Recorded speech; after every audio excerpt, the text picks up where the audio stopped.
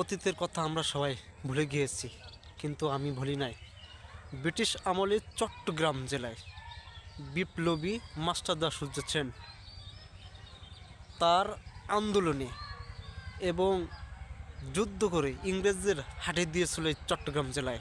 সর্বপ্রথম চট্টগ্রাম জেলা ব্রিটিশ মুক্ত করে এই মাস্টারদা সূর্য সেন তার নেতৃত্বে, এবং 12ই জানুয়ারি 1934 সালে তাকে নির্মমভাবে ফাঁসি দেয় এবং তার লাশ সাগরে ফেলে দেয় এই ইংরেজরা।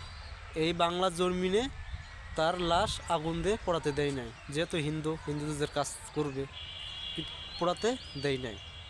সেই মাস্টারদা সূর্য সেনের কথা আমরা সবাই ভুলে গেছি, কিন্তু আমি ভুলি নাই। তোমাদের জন্য নতুন দেশ পেয়েছি। ধন্যবাদ।